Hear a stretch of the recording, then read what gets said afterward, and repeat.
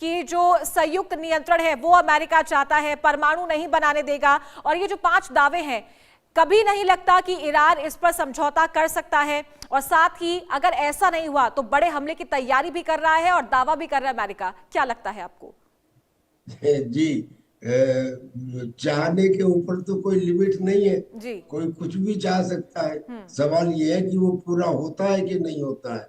अब इन्होंने कहा कि स्ट्रेट ऑफ हॉर्मुज के ऊपर हम जॉइंट कंट्रोल चाहते हैं। वो कहते हैं कि ईरान और मैं, यानी कि अमेरिका भी नहीं, ईरान और मैं, हम जॉइंट कंट्रोल चाहते हैं। ईरान का तुरंत जवाब आ गया। उन्होंने कहा कि स्टेट ऑफ हॉर्मुज के ऊपर किसी बाहर के देश का या बाहर के आदमी का कंट्रोल नहीं बिल्कुल। होगा।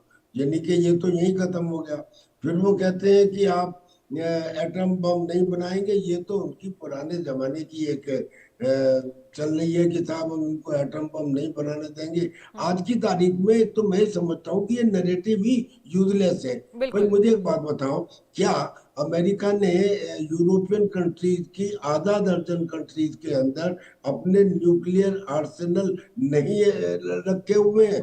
क्या रशिया ने बेलारूस में अपने न्यूक्लियर आर्सेनल नहीं रखे हुए हैं? अगर दूसरे कंट्री न्यूक्लियर वेपन दे सकते हैं तो कल को रशिया भी दे सकता है ईरान को। बिल्कुल। इस बात के ऊपर अड़े रहना कि नहीं जी यूरेनियम नहीं रखने देंगे, नहीं रखने देंगे, हाउ डज इट मैटर। तो खैर एनीवे, तो उसके लिए भी वो दूसरा एक उनका पॉइंट है। फिर वो कहते हैं कि जो अपनी मिसाइल्स हैं उन मिसाइल्स को कम करो। अब ये तो एक वेग पॉइंट है, कितना कम करो, कहाँ कम करो। उनकी तो जो छोटी छोटी मिसाइल है, मान बिल्कुल। लीजिए लॉन्ग रेंज को छोड़ भी दो। अभी उन्होंने जिस F-35 को, जो उनका सुपर स्टेल्थ एयरक्राफ्ट है, उसको एक छोटे से एयर डिफेंस सिस्टम से गिराया है। देखिए ये टेक्निक है, ईरान की ये बात माननी पड़ेगी। उन्होंने एक छोटी सी ऐसी मिसाइल बनाई जिसमें रेडिएशन नहीं है, जो सिर्फ नजदीक जब F-35 बिल्कुल 7 किलोमीटर के रेंज में आ जाता है और 6 किलोमीटर नीचे ऊंचाई पे आ जाता है, तब वो उसके इंजन की हीट को सेंस करके उसके ऊपर अटैक करते हैं और ये गिरा दिया F-35।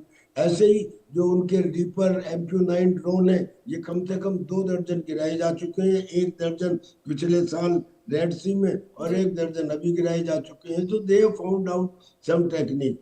तो उनकी मिसाइल को लिमिट करने से कुछ हासिल नहीं होगा।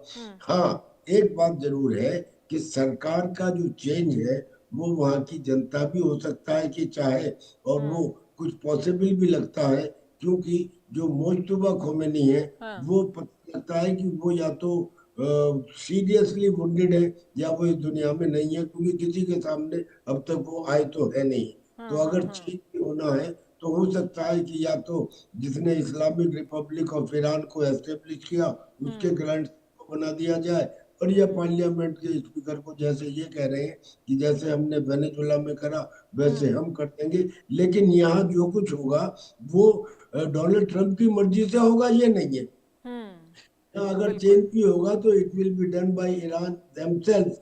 क्योंकि ईरान में एक बड़ी कमाल की बात यह है कि वो पेजेस्कियन को और आरागची को पॉलिटिकल मानते हैं, और वो ये कहते हैं कि पॉलिटिकल जो लीडर्स हैं उनको किसी भी फॉरेन पॉलिसी पे और सिक्योरिटी पॉलिसी पे इन दो इश्यूज के ऊपर बोलने का अधिकार ही नहीं है।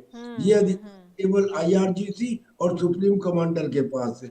और अगर IRGC के पास है तो IRGC तो मिलिटेंट है, और IRGC मिलिटेंट तो डोनाल्ड ट्रंप के बिल्कुल खिलाफ है।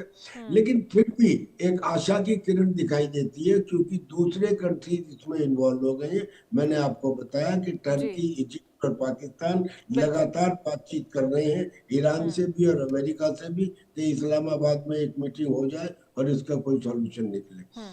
बिल्कुल ठीक कहा आपने। मल्लिका पांडे जी, जिस तरीके से त्यागी जी ने बताया है कि चाहने की तो कोई लिमिट नहीं है, बिल्कुल सही बात है कि चाहा तो कुछ भी जा सकता है, लेकिन क्या आपको लगता है वाकई में जिस तरीके से यहाँ पर ट्रंप दावे कर रहे हैं बातचीत के, और मुश्तबा खामेनेई की अभी तक कुछ खबर नहीं लग पा रही है कि वो कहाँ है, वो सच में वुंडेड है या वो है या नहीं है, लेकिन इसकी पॉसिबिलिटीज ऐसे समय में बढ़ जाती है कि उनकी बातचीत वाकई में हो रही है और शायद आने वाले दिनों में इसका रिजल्ट देखने को मिल सकता है?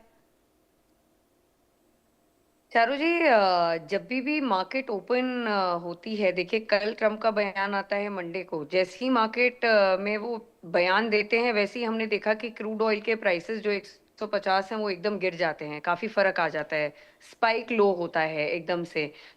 और कहीं न कहीं उन्होंने जब ये बयान दिया है, तो उन्होंने 5 दिन के लिए बोला है, जब एनर्जी मार्केट्स क्लोज़ हो जाएँगी। तो कहीं न कहीं देखिए, ट्रम्प केवल एक हेड ऑफ़ स्टेट नहीं है, एक बिज़नेसमैन भी हैं। उनमें बिज़नेस की लॉबी से आप देखिए, शेवरॉन और एक्सॉन मोबाइल जो बहुत बड़ी अमेरिकन ऑयल कंपनीज़ हैं, जी। कहीं न कहीं इनके सीईओज़ सब उन पर प्रेशर भी डाल रहे हैं, पूरा विश्व उन पर प्रेशर डाल रहा है, मार्केट का उन पे बहुत ज़्यादा प्रेशर है। वो जो चुनाव जीते थे, वो इसीलिए चुनाव जीते थे क्योंकि अमेरिका में ऑलरेडी एक इकोनॉमिक क्राइसिस चल रही थी, इन्फ्लेशन चल रहा था। वो इसी में जीते थे कि वो हर कुछ अफोर्डेबल लिविंग बनाएँगे। सडनली जहाँ वो राइज़ देखते हैं, तब उनका ये इस बीच में बयान आ जाता है, ताकि ऑयल प्राइसेस काम डाउन हो जाए, मार्केट्स काम डाउन हो जाए। इतने जो भारत हो चाहे कहीं के भी निवेशियों, काफ़ी भारत में ही अकेला, जब से ये ईरान-इज़राइल वॉर शुरू हुआ है, 50 लाख करोड़ से ऊपर भारत के जो मार्केट में इन्वेस्टर्स हैं, उन्होंने अपने वाइप आउट हो चुके हैं उनके जी। पैसे, 50 लाख करोड़, काफ़ी एक बड़ा आता है। कल ही हमने देखा कि 15 लाख करोड़ का लॉस हो जाता है सिर्फ़ 1 दिन में। तो हुँ। ऐसा पहली बार होता है 4 साल में, मार्केट इतनी नीचे गिर गई होती है, 1500 पॉइंट से निफ्टी गिर गई होती है। बट जैसे ही डोनाल्ड ट्रम्प का बयान आता है, वैसे ही सब काम डाउन हो जाता है।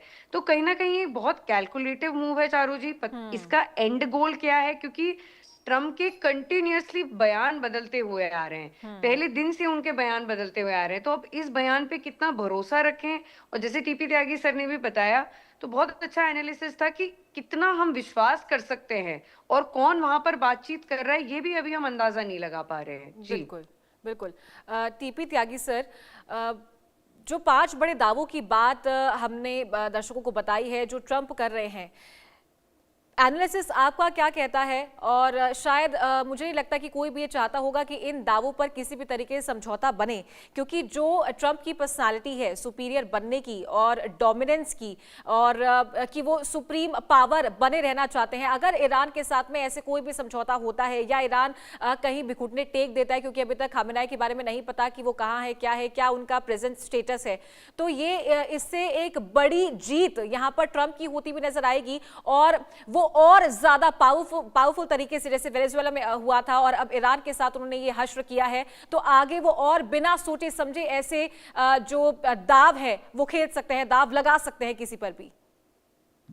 जी, मुझे नहीं लगता ये अश्वमेध यज्ञ का घोड़ा हम्म। तभी तक आगे बढ़ता है जब तक कोई आगे आके उसकी लगाम को नहीं थाम लेता। हम्म। अमेरिका के खिलाफ अभी तक इस तरह से और इतनी मजबूती के साथ और इतने लंबे समय तक किसी ने उठ के इस किस्म का एक्शन नहीं जी लिया। जी। तो हम्म। अगर ये समझौता होता भी है तो उसमें ईरान को एक किस्म से विजयी माना जाएगा और अमेरिका को विजयी नहीं माना जाएगा। हम्म। अमेरिका के सुपर पावर स्टेटस के ऊपर ऑलरेडी प्रश्न चिन्ह लगेगा नहीं, लग चुका है। और अब ये समझौते में देखिए, जो प्रत्यक्ष है हम उसे कैसे झुठला सकते हैं? ऐसा नहीं कि हम ईरान के फेवर में है।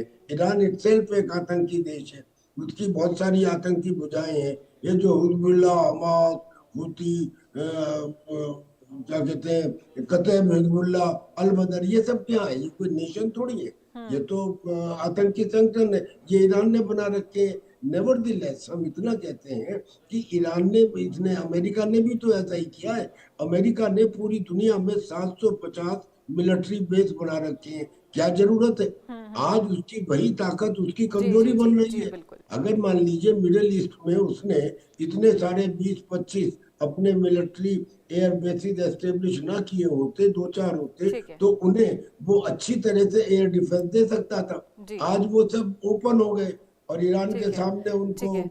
सब माफ कीजिएगा त्यागी जी, रोकना चाहूंगी आपको, समय का अभाव है। आप दोनों का बहुत बहुत शुक्रिया, टीपी त्यागी जी, मल्लिका पांडे जी, हमारे साथ जुड़ने के लिए। और